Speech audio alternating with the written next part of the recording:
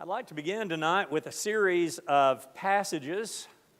We're going to read these together, and as we do so, I'd like for you to look for the common theme that we find in these. Beginning in Deuteronomy chapter 8, verse 18, "You shall remember the Lord your God, for it is He who gives you power to get wealth, that He may confirm His covenant that He swore to your fathers as it is this day." Haggai chapter 2, verse 8, "The silver is mine, and the gold is mine, declares the Lord of hosts." Colossians chapter 3, verses 23 and 24, "Whatever you do, work heartily, as for the Lord and not for men, knowing that from the Lord you will receive the inheritance as your reward. You are serving the Lord Christ." Psalm 24, verses 1 and 2, "The earth is the Lord's and the fullness thereof, the world and those who dwell therein. For He has founded it upon the seas and established it upon the rivers." 1 Corinthians chapter 6, verse 19, "Or do you not know that your body is the temple of the Holy Spirit within you, whom you have from God? You are not your own." And then finally, Psalm 118, verse 24, "This is the day that the Lord has made. Let us rejoice and be glad in it." Did you find the commonality in those verses? In case you're having a little difficulty, let me color code it here. What all of these verses show us is that everything belongs to God. And this is only a handful of a number of verses we could look at in the Scriptures that are going to make that point. But what these illustrate to us is that the wealth belongs to the Lord, the silver and gold belongs to the Lord, the inheritance belongs to the Lord, the earth belongs to the Lord, my body belongs to the Lord, and this day belongs to the Lord. So we could say that in material things and even time itself, everything is His. I want to make that point to us as we begin our study this evening on stewardship. This is a topic I think that all of us consider. From time to time we hear sermons or maybe Bible classes on it. But this is something that really is an everyday impact on us. And it's a topic that really should be something that we do give very serious attention to as we think about what we've been given, what the Lord has provided for us, not only in the possessions that we have, but in every minute that we live. Because as we're going to look at a little bit later in our study, that's really important when it comes to considering our relationship with God and all of these things and the time that He gives to us. So let's begin this evening by talking about, first of all, what it actually means to be a steward, how that's going to affect my relationship with God. So, origins, first of all. Where does this word come from? The New Testament idea that we find here is house manager, or someone who's in house management. It's interesting that our word economy is the same word in the New Testament that we have for steward.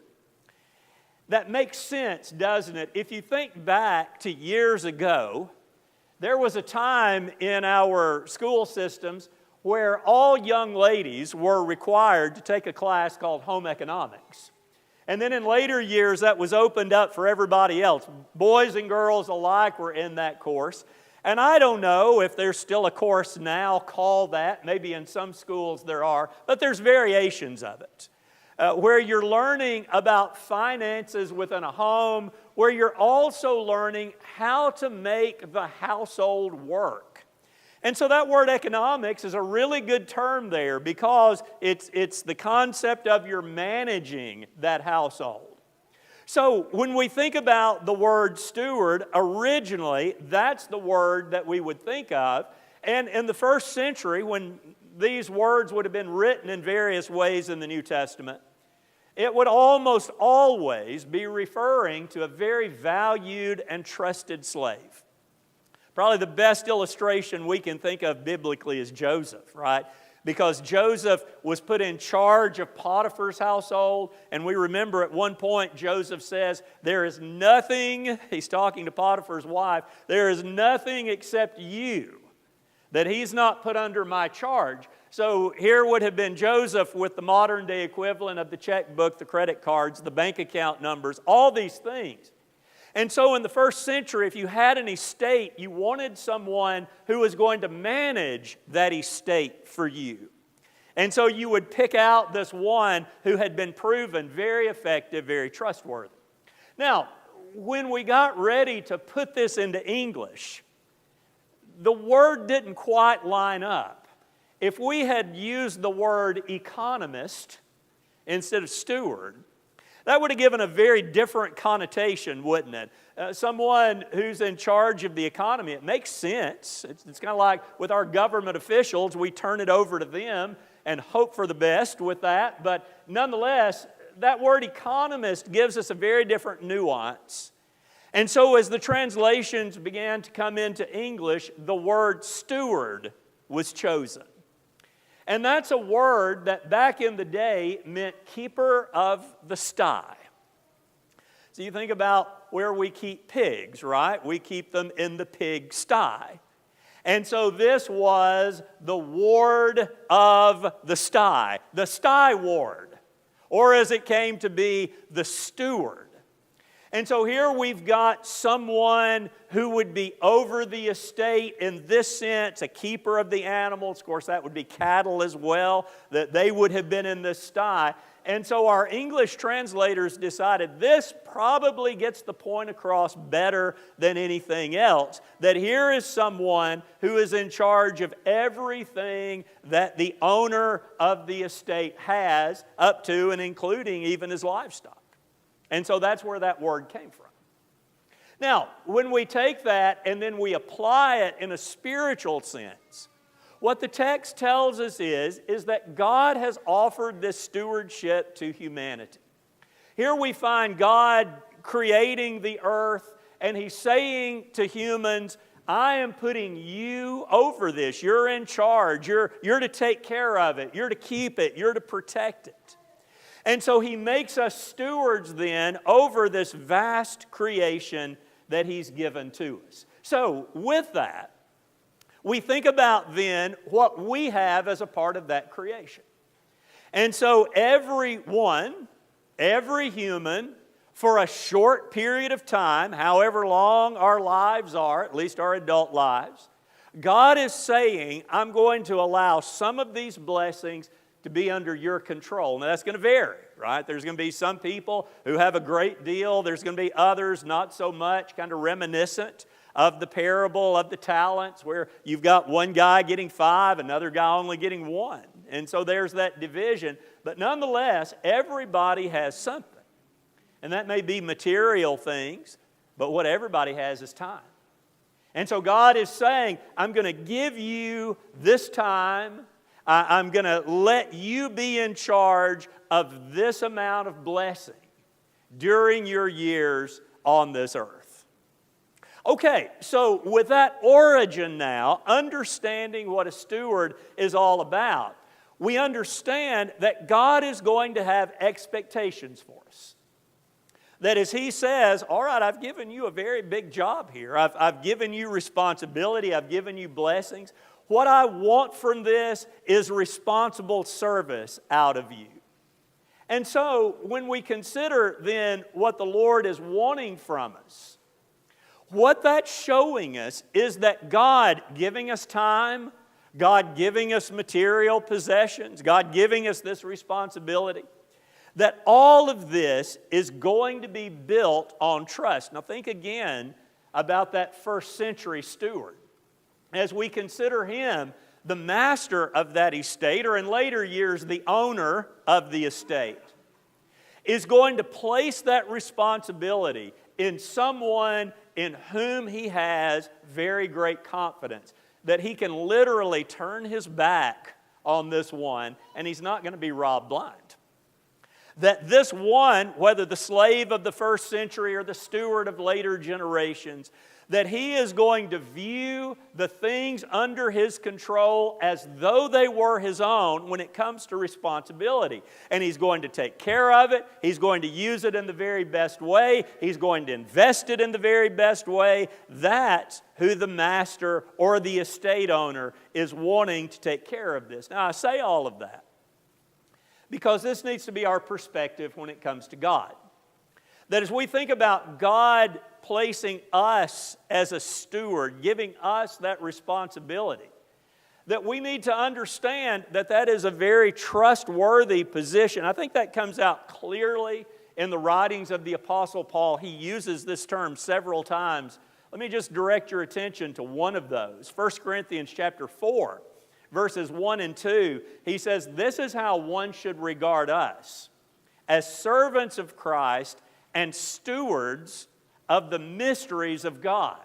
Moreover, it is required of stewards that they be found faithful." So here's the apostle saying, God has given me a huge responsibility.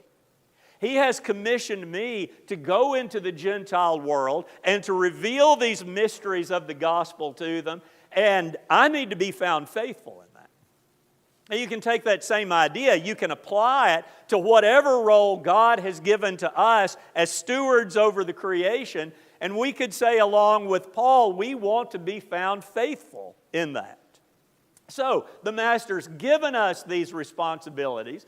We also understand there's another side of this where the steward is trusting that the Master is going to supply his needs. So, let's think about that first century estate. Here's the master. He chooses his steward. He says to the steward, everything I have is under your control. And the steward then understands that because of that, the master is going to take care of it. Going to provide his needs, give him a place to live, give him plenty to eat. He's going to take care of it. It's going to be a reciprocal thing here. So the master is trustworthy. The steward is trustworthy. And thus, what we're finding is, again, in that parable of the talents, that a good master, when he looks at the servant who he's given this trust, is not only going to provide those needs for him, but when he does a commendable job, he's going to be rewarded for that labor. Remember what's said about the servant that had the 5 talents and the 2 talents?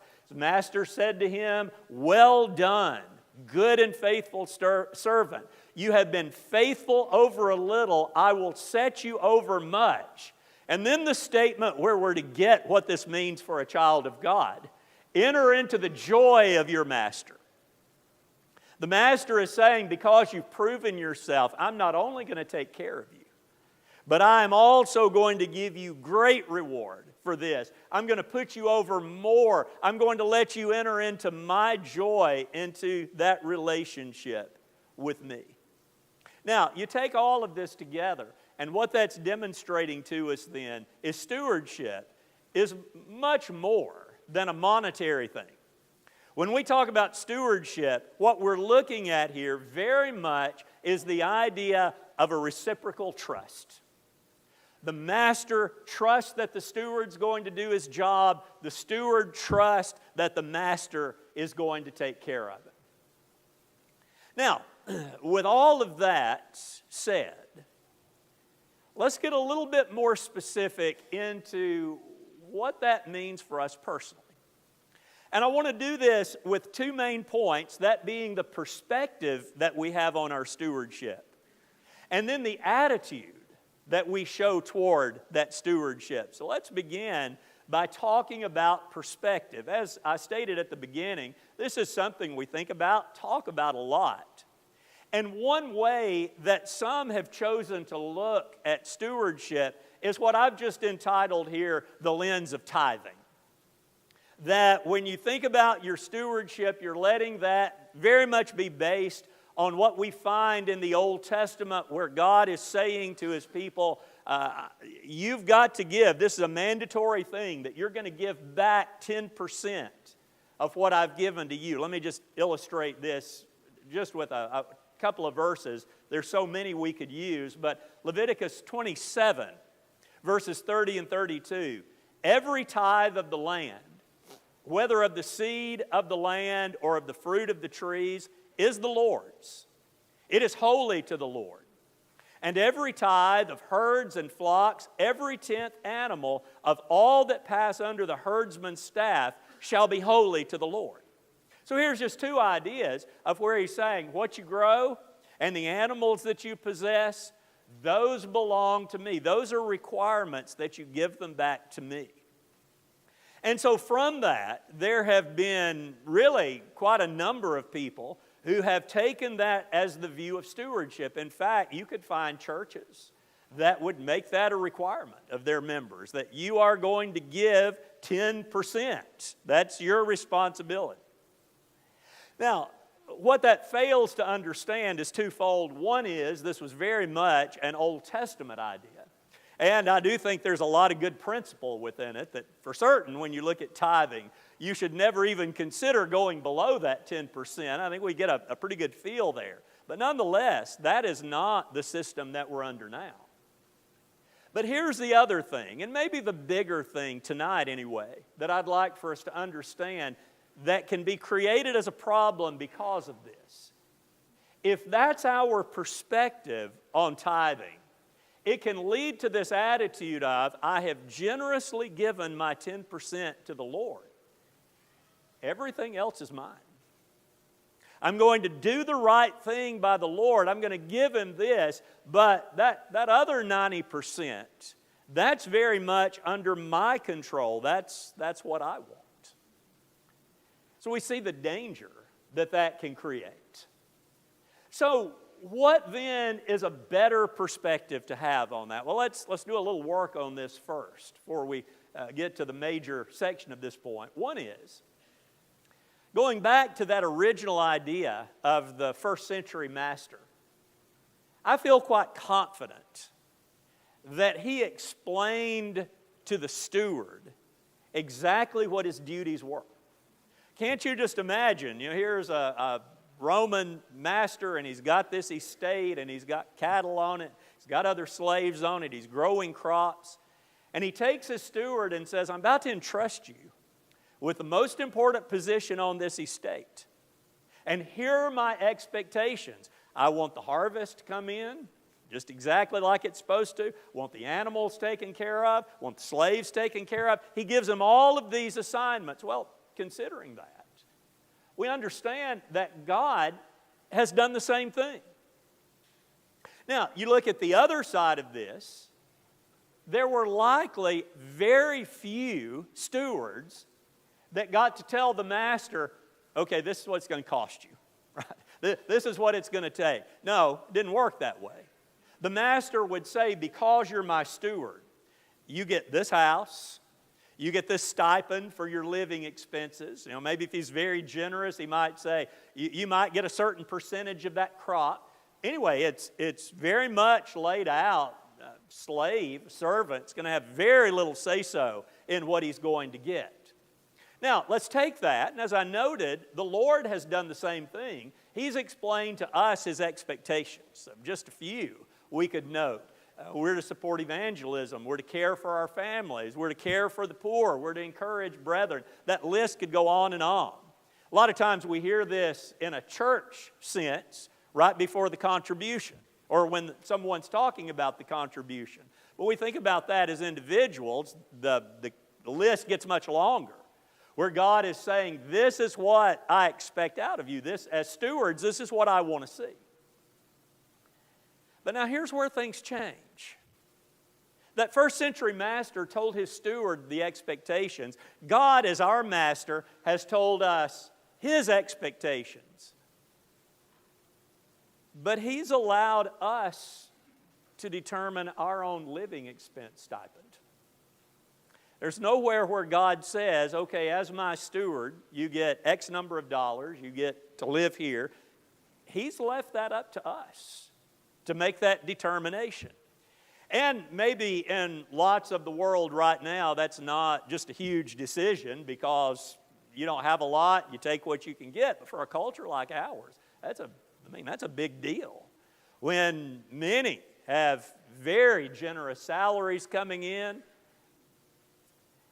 So as we consider it that way, let's just look at it like this.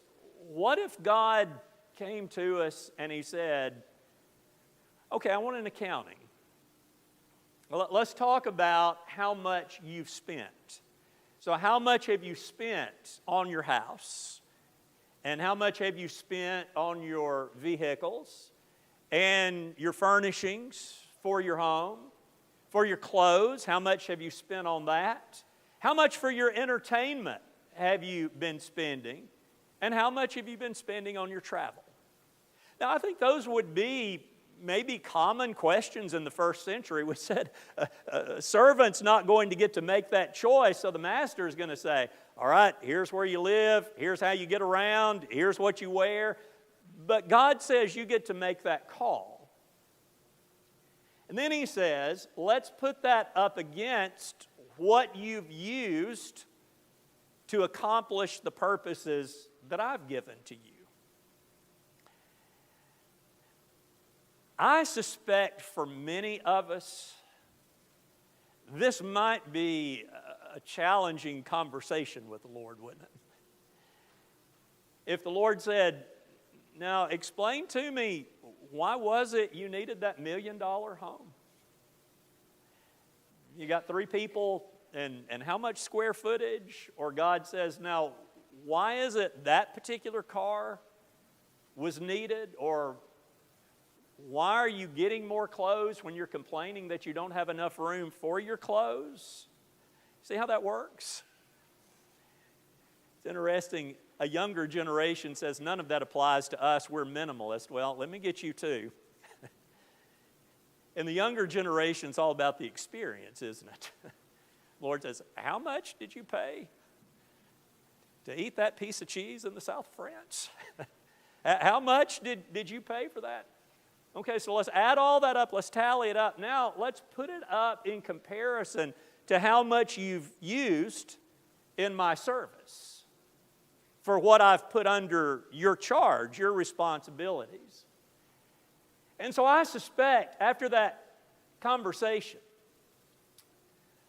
we might have a bit of a different view of this concept of stewardship. And maybe some of the reasoning that we've convinced ourselves is pretty good reasoning. Well, this house is a good investment. This car, it's going to do more what I want it to do. We give ourselves a pass on that, but this might bring it more into a realization. So what's the better perspective? It's not tithing. It's not saying, okay, I'm going to give the Lord 10%. The rest is what is going to be my money.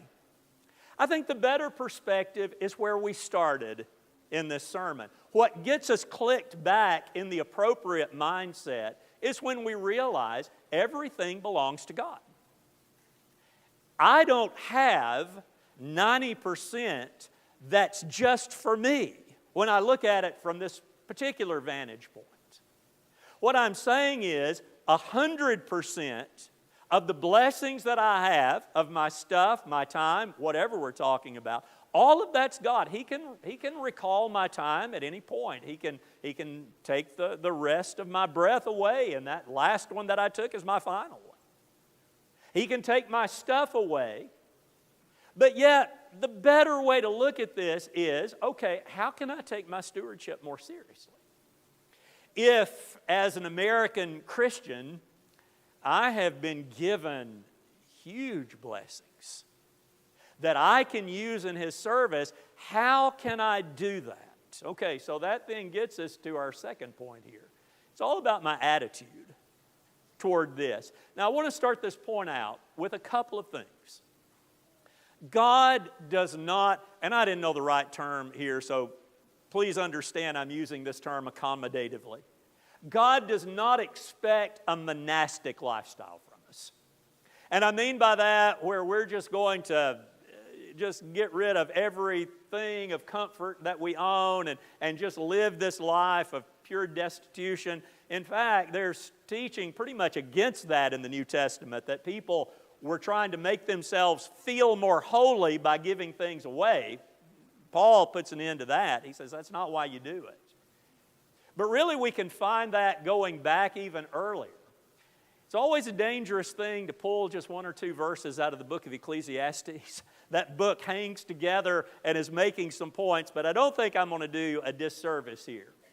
As the writer comes to one of his carpe diem moments in the book, and he's talking about what we have here on earth, he says in chapter 5, verses 18 and 19, "Behold, what I have seen to be good and fitting is to eat and drink and find enjoyment in all the toil with which one toils under the sun, the few days of his life that God has given him, for this is his lot. Everyone also to whom God has given wealth and possessions and power to enjoy them, and to accept his lot and to rejoice in his toil, this is a gift of God." What the writer is saying is there's going to be times when you've got all of these blessings, and God not only allows, He wants you to use these for your enjoyment. He wants you to enjoy the good meal. He wants you to enjoy the occasional trip. He wants you to enjoy whatever it is that has come your way. So let's don't ever get the point that what this is saying is I've got to give up everything, with the asterisk by that we'll be back to in just a second.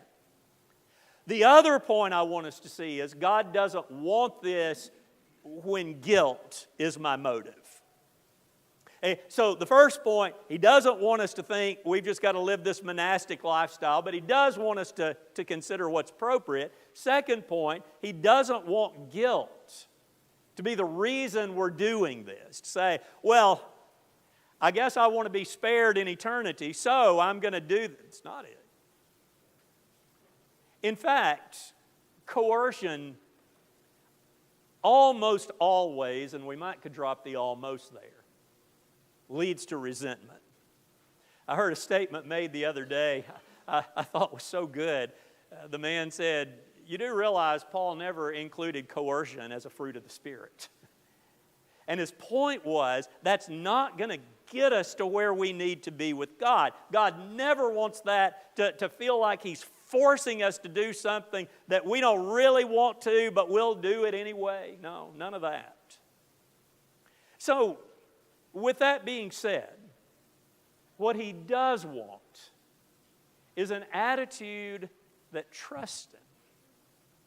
An attitude that looks to Him and takes Him at His word.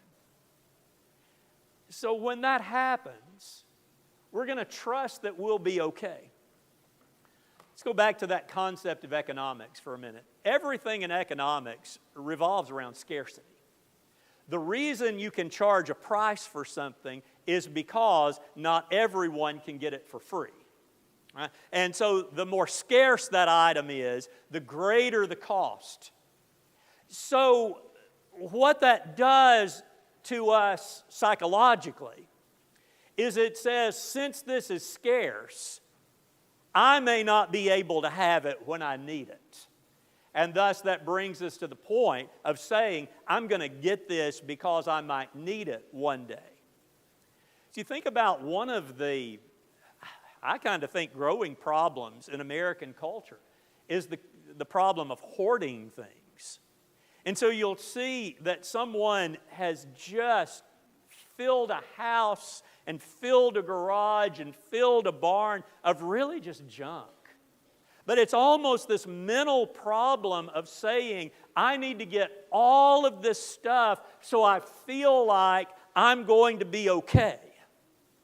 Now, we might not be to that extreme or anywhere close to that extreme. However, one of the problems that we can sometimes have with stewardship is when we say, I can't let go of this because I may need it. And what that almost always revolves around is a future fictitious need.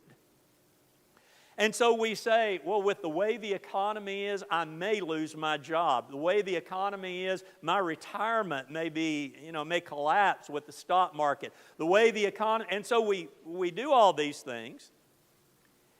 And so here's a current need, something that's within the realm of our stewardship that we can do something about. And we say, I would really love to help with that, but this may happen to me in the future.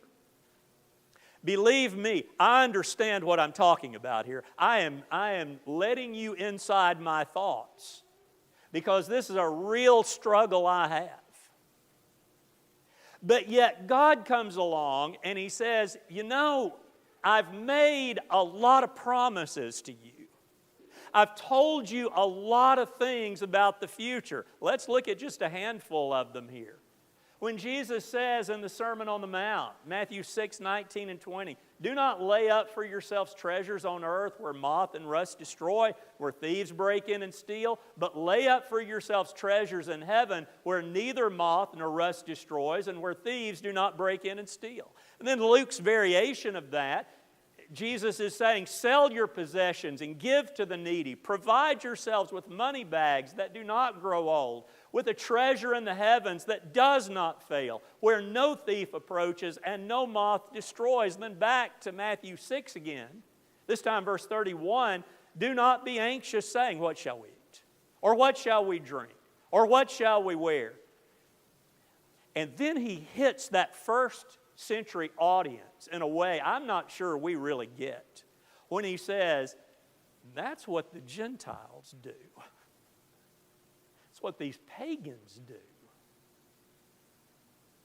Then He says, your heavenly Father knows that you need them all, but seek first the kingdom of God and His righteousness, and all these things will be added to you. Now, God is not promising that we will never have a hard time. God is not promising that we'll never have an empty stomach. We sure know the Apostle Paul had that. But what he's saying is when it comes right down to it, I have got you covered. And even if everything goes wrong here on earth, you got your money bags in heaven. You've got your treasures laid up in heaven. You've got what I know you really need. And when we can take these verses and really believe them, we can easily let go. We can easily see the need today that falls under our stewardship and say, I trust that this is what God wants me to do, and I trust that God's going to take care of me if I do it. After all, I'm a citizen of His kingdom. He'll provide. And the way that we get to that trust is to understand all of these passages where God is saying, I really do take care of you. I really do love you. I really do have your best interest in mind. I just need you to rely on me. I need you to trust me with your future. And it's when I reach that point in my faith with God that I can then have the attitude of generous stewardship, not in some begrudging way, but actually very much with a cheerful disposition. How do I know that? Well, listen to what Paul said. 2 Corinthians chapter 9, beginning in verse 6, he says, now here's the point. Whoever sows sparingly will also reap sparingly, but whoever sows bountifully will also reap bountifully. Each one must give as he has decided in his heart, not reluctantly or under compulsion. For God loves a cheerful giver, and God is able to make all grace abound to you, so that having all sufficiency in all things at all times, you may abound in every good work. There's our lesson. Every point we've made encapsulated right here. Trust God. God's going to take care of you. You have a stewardship. Go after that stewardship with confidence in God and with a cheerful disposition. And when we can do that, we're the stewards God wants us to be. Because using what He has put under my control for this very limited period of time, if I'm using that to produce godliness, to be like Him with that generous giving spirit, that should bring great joy to me. And so this is where our 2 points come together. Here is where perspective and attitude merge, that everything is His. He has very graciously and trustingly given me responsibility. I want to use this to His glory. I want to use this to promote godliness. Because what I want is for His will to be done. And when I can understand that, I'm getting the whole concept of stewardship.